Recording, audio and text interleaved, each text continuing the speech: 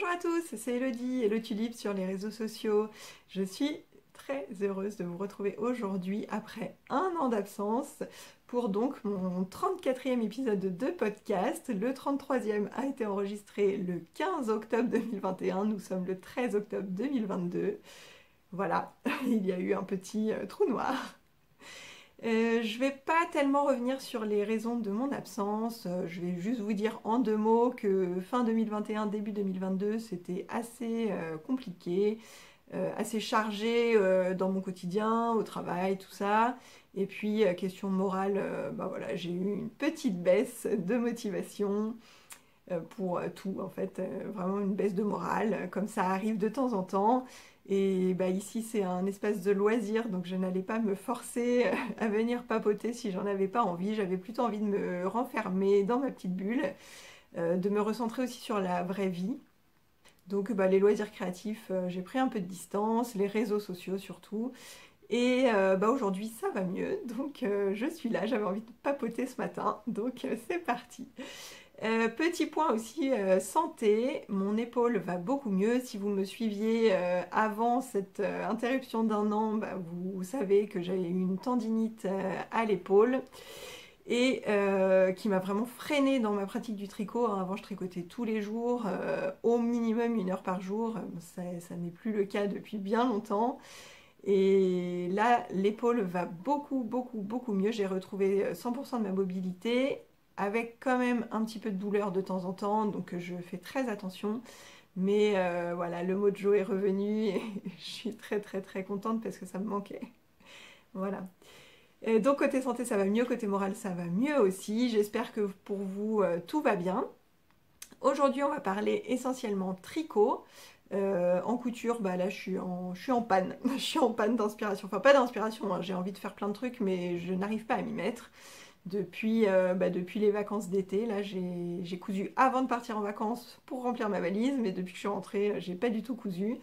Donc, comme aujourd'hui je voudrais vous parler des choses vraiment récentes, je vais parler que tricot, mais ne vous inquiétez pas, à la fin il y aura un bonus pâtisserie que j'ai enregistré hier. J'ai fait des mini cakes aux dattes et aux noix de pécan. Donc je vous mets ça à la fin. Et aussi, je suis en train de préparer une série de vidéos pour vous parler de tout ce que j'ai tricoté, cousu, brodé pendant cette année où je n'ai pas été présente sur ma chaîne YouTube. Et je vais faire, je pense, 4 vidéos, comme ça je vais découper par saison et je partirai de l'automne 2021, l'hiver, le printemps, cet été-là 2022. Et puis bah, on aura rattrapé tout le retard. Voilà, donc on est parti tout de suite. Avant de commencer la partie tricot, du coup, je vais vous parler de ce que je porte aujourd'hui. Donc je porte ma robe Anita de la marque Fiat Luxe Patron. Alors est-ce que je peux me lever? Je ne sais pas, je vais me reculer, j'ai peur de tomber. Je suis un peu rouillée, alors je ne sais plus bien comment je peux me mettre. Voilà, une robe sweat toute simple que j'adore porter quand je traîne à la maison là en automne, quand il commence à faire un peu froid. Alors là, c'est trop bien. Donc une robe sweat, hein, donc c'est du French Terry de chez Glitzer Puppy. Donc celui-ci a motif et j'ai aussi un sweat tout simple dans ce motif là, complété avec du noir. Le bord côte aussi est de chez Glitzer Puppy. J'adore leur French Terry, il est très agréable à porter, il est bien extensible, il est assez doux, il est parfait. Je mets un legging en dessous, n'en déplaise à Christina Cordula. Le legging, c'est la vie quand on traîne à la maison. Et voilà, c'est ma petite robe doudou. Et d'ailleurs, j'ai ce qu'il faut pour en refaire une, donc j'ai vraiment envie de m'en refaire. J'en profite pour dire que cette marque de patron, Fiat Luxe Patron, elle va s'arrêter. Bérangère, la créatrice, a annoncé qu'elle arrêtait son activité. Elle a fait un live pour expliquer pourquoi, mais j'ai pas pu le suivre, donc je ne sais pas exactement. C'est une marque que j'aimais quand même bien, hein, donc c'est un peu triste, mais elle a pas l'air triste, donc ce qui compte, c'est qu'elle fasse ce qu'elle a envie. Et de toute façon, moi j'ai les patrons qui m'intéressaient, donc je peux continuer à en coudre. Il y a cette robe Anita que j'aime beaucoup, et il y a un sweat masculin donc, qui s'appelle Drazik, que j'ai et que j'aimerais bien faire pour mon mari, mais j'ai pas encore trouvé le temps de le faire. Allez, sans blablater plus longtemps, on va parler tricot avec un projet terminé. Alors, le projet tricot que j'ai terminé récemment, c'est ce gilet. Oh là là. Oui, alors je l'ai porté et après je l'ai rangé plié dans mon armoire. Du coup, voilà, il est un peu froissé. Désolée. Et en plus, pour vous le montrer comme ça, c'est pas simple. J'aurais dû prendre un cintre, mais je n'y ai pas pensé. Voilà, donc c'est le gilet Lady Yarn de Magdalena, triple L de Mag, que j'ai testé pour elle. Du coup, je l'ai tricoté cet été et là, début d'automne. J'étais un petit peu en retard dans le test, comme d'habitude, j'ai envie de dire, ces derniers temps. À chaque fois, je me dis oui, ça va aller, je vais faire que ça. Et puis en fait, comme je tricote pas tous les jours, je mets plusieurs mois à tricoter un pull ou un gilet. Donc à chaque fois, je me retrouve un peu dans les choux. Donc là, j'ai décidé que j'arrêtais totalement de tester. Et comme ça, il n'y aura plus de problème. Je ferai les modèles quand je pourrai les faire et sur la durée, voilà, en fonction du temps que je peux y consacrer. Bref, j'ai utilisé une laine Heidi Heidi. Bon, je vous montre l'étiquette, mais je ne sais pas si vous allez bien voir. C'est le coloris Perle dans son Merino Superwash en fingering classique, 100% Merino Superwash, 100 grammes pour 400 mètres. Alors, là, j'ai été très mauvaise élève parce que je n'ai pas fait de fiche projet sur Ravelry. Je ne me souviens plus des aiguilles que j'ai utilisées. Alors, je suis quasiment persuadée que j'ai tricoté en 3,25 et que c'est un échantillon de 24 ou 25 mailles, 24 mailles je pense. Mais bon, ça il suffirait de regarder sur le patron, mais j'ai pas très bien préparé. Le coloris Perle, donc c'est un gris. Alors je sais pas du tout comment les couleurs vont rendre aujourd'hui, la luminosité est pas terrible, il fait un peu gris dehors. C'est un gris plutôt froid, un peu argenté, très légèrement bleuté. C'est moi ce que je préfère, hein. Vous savez que je suis très couleur froide. Bien que j'évolue un petit peu, hein. Je me rends compte que parfois certaines couleurs chaudes peuvent m'aller aussi, mais bon, je suis plutôt dans des tons froids. Et du coup, voilà, c'est un gris que j'aimais beaucoup, que j'ai acheté il y a très longtemps sur un salon, alors soit CSF, soit AEF, je ne me souviens plus, dans l'idée de faire un pull en jacquard. Et en fait, le problème de ce pull en jacquard, c'est que l'échantillon était de 28 mailles et que ça me décourageait un petit peu. Voilà, je me suis dit que ça allait me prendre 100 ans à tricoter et du coup, j'ai décidé d'utiliser cette laine pour le test du gilet. Alors, ce gilet Lady Yarn, donc déjà vous voyez, c'est un gilet avec des manches montées. On commence par faire les demi-devants, donc on fait un montage provisoire au niveau de l'épaule, un demi-devant, on augmente pour l'encolure, un deuxième demi-devant, on augmente aussi pour l'encolure, et après on reprend au niveau des montages provisoires, on tricote le dos jusque sous l'emmanchure, et à partir de là, enfin, on peut tout remettre sur la même aiguille, et tricoter, non pas en rond parce que c'est un gilet, mais à plat, tout en même temps. Donc devant, il a un motif de dentelle, une petite dentelle très simple, plus une torsade ajourée. Et les pattes de boutonnage et de boutonnière sont faites au point mousse en même temps qu'on tricote le corps. Donc il n'y a pas besoin de les faire à la fin, donc ça c'est pas mal. Alors moi j'ai pas l'habitude de faire mes pattes de boutonnage en même temps. Et du coup là ce qui m'a un peu posé problème, c'est que du coup il faut bien mettre les boutonnières au bon moment. Sauf que je ne fais jamais la même longueur de corps que Magdalena. Moi je fais toujours un petit peu plus long parce que j'ai un buste assez long. Et du coup ça m'a fait mettre quand même pas mal de boutonnières et de boutons. Et si je les avais fait à la fin, j'en aurais peut-être mis un peu moins. Là j'ai 11 boutonnières. J'avais fait 11 boutonnières. Et en fait le dernier bouton, en bas il me manque un bouton parce que j'avais que 10 boutons argentés comme ça que je voulais utiliser. Ce sont des boutons qui viennent de la mercerie de Céline à Orsay en région parisienne. Sa mercerie c'est sur un fil et ils sont pailletés là, argent. Voilà. Bref, je parle des boutons alors que j'étais en train d'expliquer le gilet, mais c'est pas grave. Donc voilà, sur les demi-devants, il y a tout ça. Donc il faut faire les pattes de boutonnage, la torsade ajourée, la dentelle. Après, c'est que du jersey. Dans le dos, c'est du jersey. Et jusqu'en bas. Et ensuite, on finit avec des côtes torse. Et ce que j'aime bien, c'est que le motif, en fait, se poursuit dans les côtes. Vous voyez? Voilà, c'est pas cassé là avec des côtes complètes. Donc ça, c'est super joli. Ensuite, les manches, bah, il faut relever le long des emmanchures. Et ce sont des manches montées, donc on fait des rangs raccourcis au départ avant d'être vraiment en rond sur tout le reste de la manche. Et donc là, pareil, on a remis la même dentelle que sur le devant, sur le dessus de la manche. Et à la fin, pareil, ça se poursuit dans les côtes. Voilà. Donc c'est un gilet qui est assez simple, hein, il n'y a rien de très compliqué. Ce qui est peut-être un tout petit peu compliqué, c'est le système des manches montées. En fait, c'est pas la construction la plus simple quand on n'a jamais tricoté de grosses pièces. Mais à part ça, chaque motif est très simple, il n'y a pas de difficulté particulière. Voilà, et surtout, c'est un gilet qui se porte très très très facilement. Alors moi, je le porte uniquement ouvert, je ne le ferme pas. J'ai un tout petit peu creusé l'encolure par rapport au modèle initial, mais ça, c'est quelque chose que je modifie systématiquement sur tous les patrons.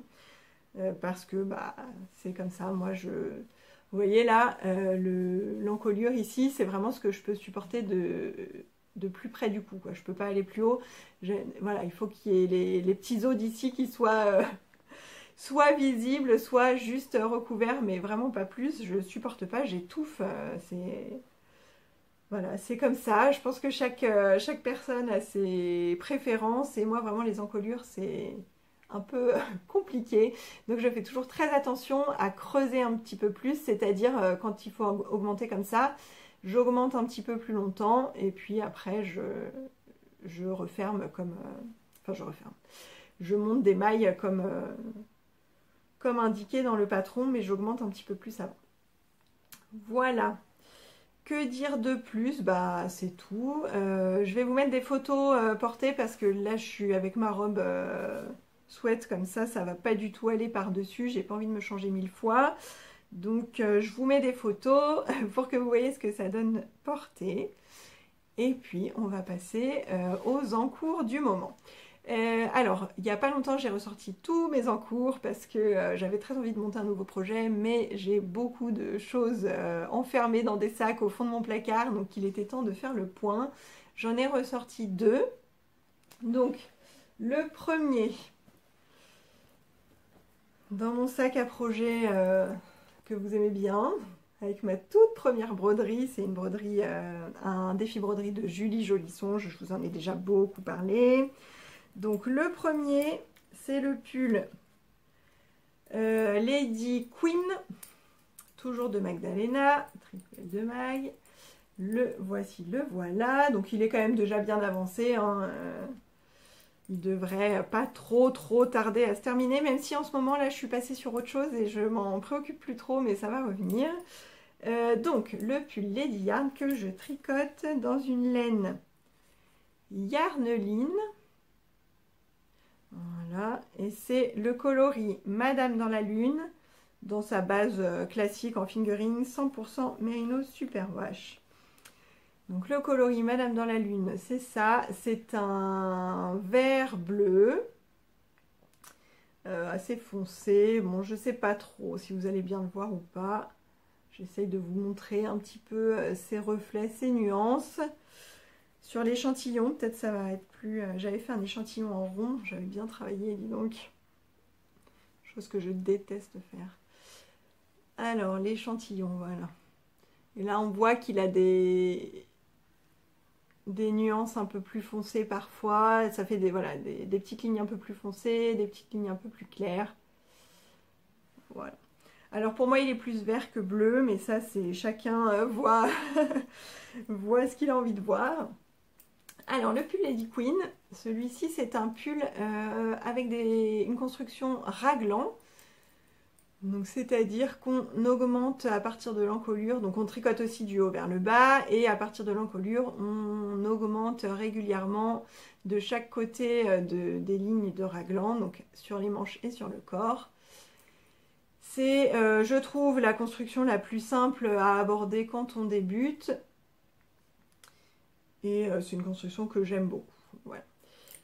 Alors, au niveau des raglans, justement, il y a un petit motif dans le raglan, là sur la ligne de raglan, qui sont des toutes petites torsades toutes simples.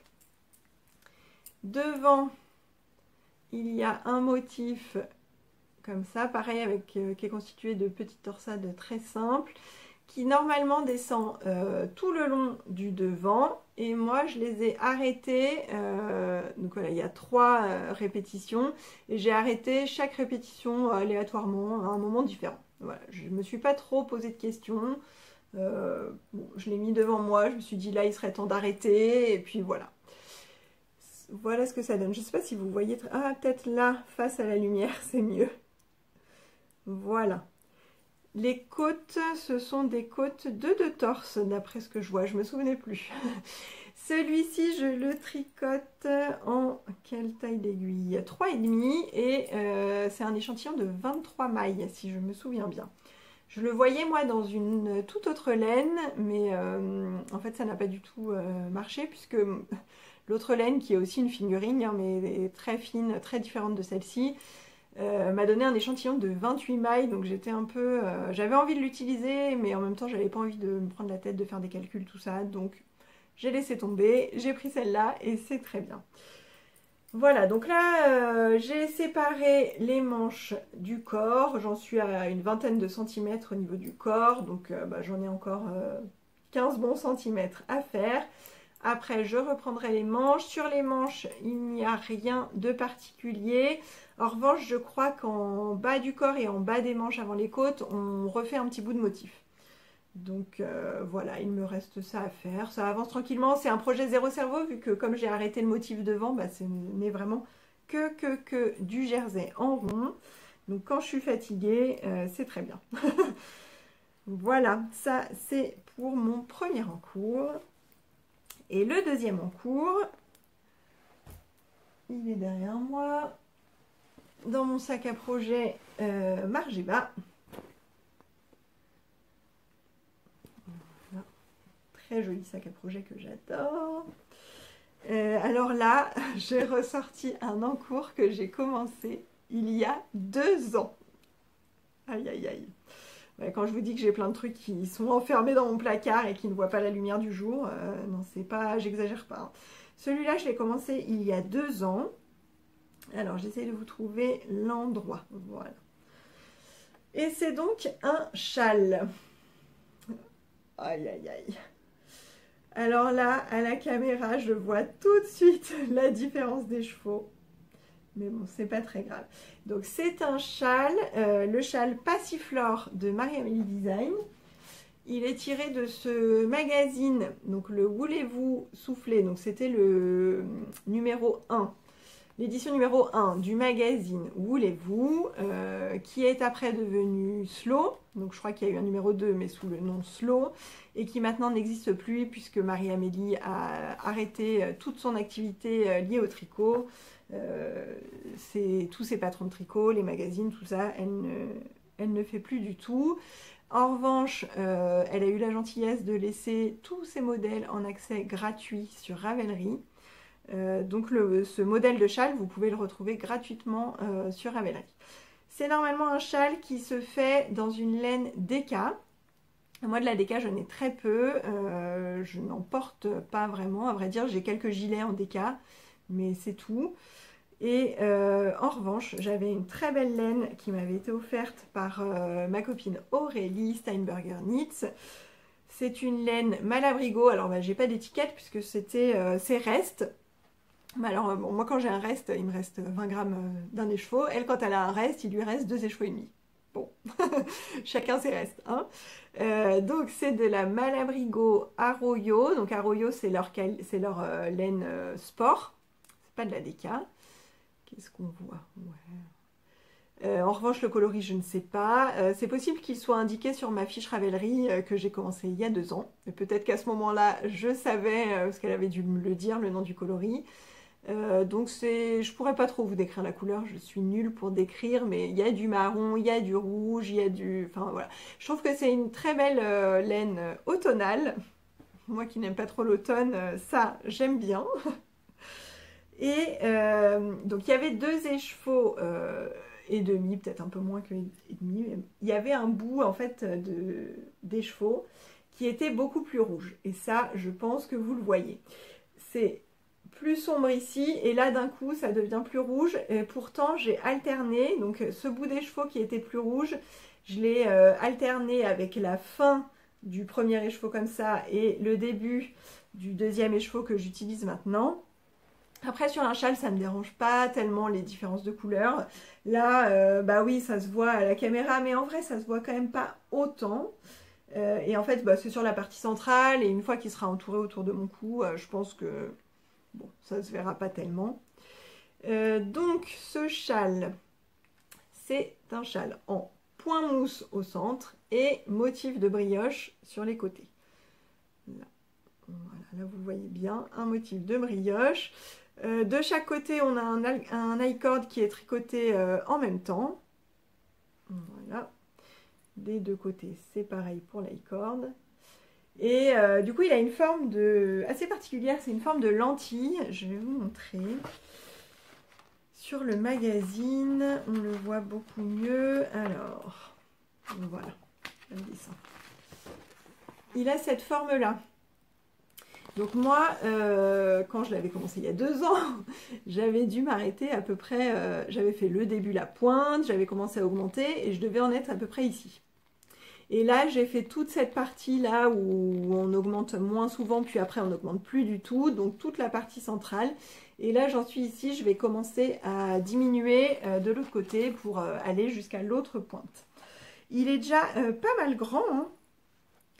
Je crois que j'arrive pas à vous le montrer en entier. Vous voyez la pointe là et hop, il fait tout ça. Donc, est-ce que je peux le mettre à l'horizontale? Je ne sais pas si ça va rentrer non plus. Ouais, il fait déjà tout ça. Donc, par rapport à mon envergure là, bah, je pense qu'on en est déjà à plus d'1 mètre et il me reste quand même pas mal à faire. Il doit me rester tout, ouais, l'équivalent de tout ça. Je dirais ça. À partir de là, tout ça à faire. Donc oui, il va faire 1,50 m quoi, donc c'est pas mal. 1,50 m non bloqué. Et la brioche, ça se détend pas mal. Et le point mousse aussi. Donc je pense que bloqué, il va pas mal s'étirer. Voilà, donc il va être bien couvrant.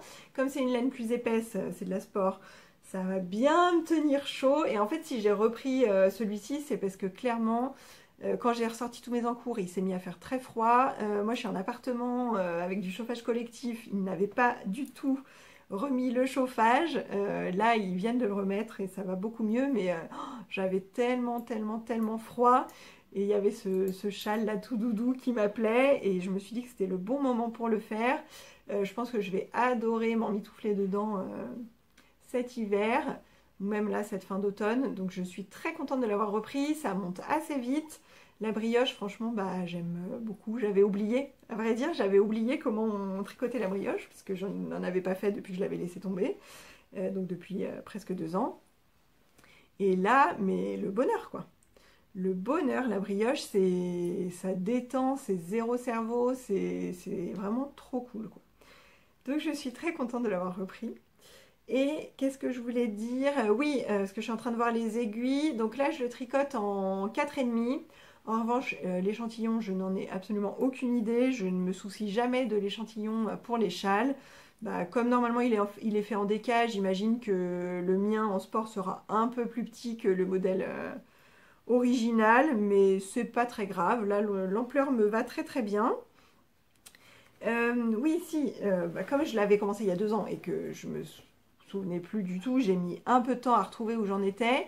Et en revanche, là, ce qui est bien, c'est que quand on arrive à la moitié du châle, Marie-Amélie nous l'indique, et comme ça, si on n'a pas utilisé la moitié de notre laine, bah, on peut l'agrandir un petit peu sur la partie centrale, vu qu'on ne fait que répéter systématiquement le même motif. Donc la partie plate, là où au début on augmente, après il y a une partie plate, après on diminue. Sur la partie plate, on peut en fait faire autant de rangs qu'on veut, du moment qu'on s'arrête bien au bon rang du motif pour faire le reste en symétrie, quoi.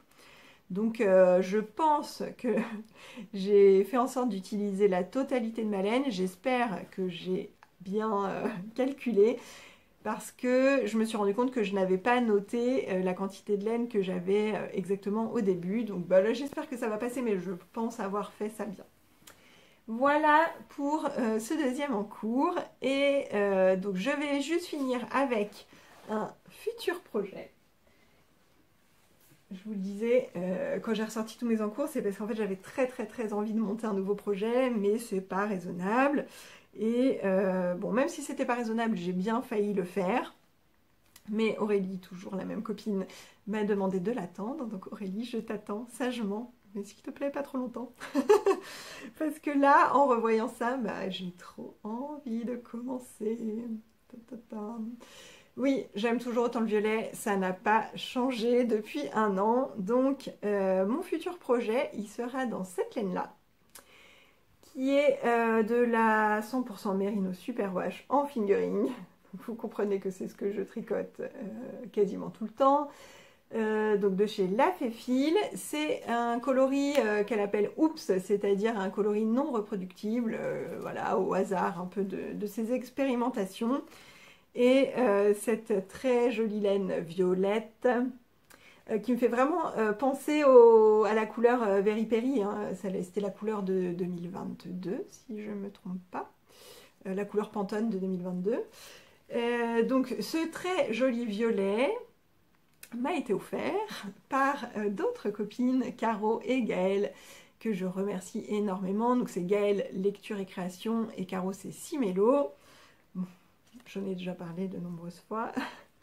Et en fait c'était un salon où je n'avais pas pu me rendre. Alors je ne sais plus, ça devait être Malakoff.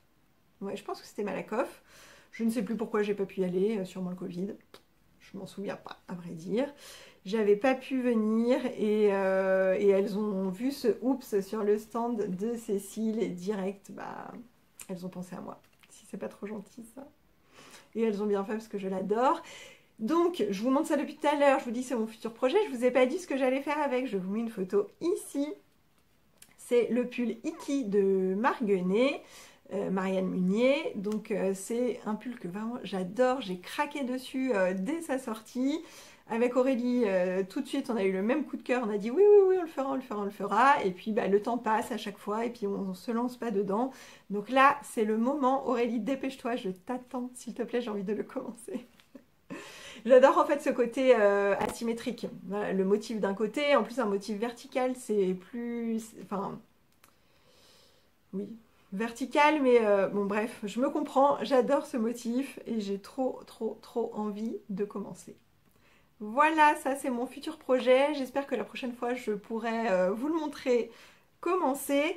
J'ai d'autres pulls commencés, mais voilà, j'en ai un qui est commencé de ça. Et l'autre, celui-là c'est possible que je vous en ai déjà parlé, mon Sweet Pea de bah, aussi Marie-Amélie Design. Celui-là, il a des noppes et les noppes pour le poignet et l'épaule, c'est pas terrible, donc j'ai décidé de le laisser dormir. Un jour, je le reprendrai. Voilà, c'est tout pour aujourd'hui. Je ne vous parle pas de couture parce que je n'ai rien fait depuis quelques temps. En revanche, je vais vous laisser avec un petit peu de pâtisserie, une recette très automnale. Je n'avais jamais mangé de date de ma vie jusqu'à ce que mon primeur au marché m'en offre. Parce que voilà, je vais toujours chez le même primeur, il commence à bien me connaître et ça lui arrive de temps en temps d'avoir des petits trucs comme ça à me donner pour que je goûte. Du coup, il m'a offert des dattes. J'ai bien aimé, mais en manger comme ça, il n'y a que moi qui en mange. Donc en manger comme ça beaucoup, enfin, je trouve ça quand même un peu écœurant. Du coup, ce qui me restait, j'ai mixé, j'ai intégré dans une pâte à cake. J'ai fait mon petit truc.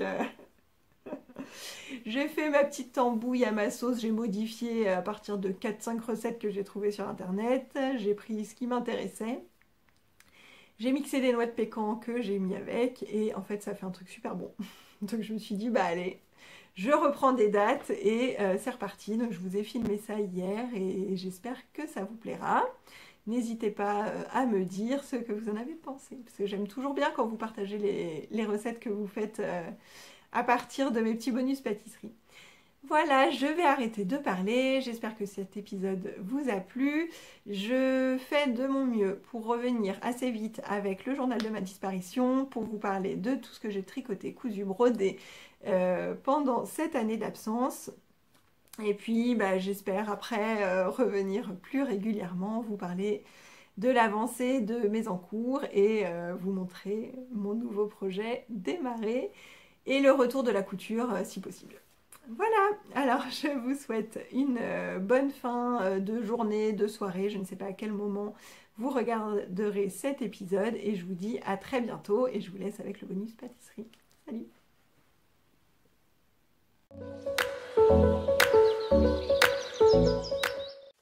Hello les gourmands, aujourd'hui je vous propose des mini cakes bien de saison aux dattes et aux noix de pécan.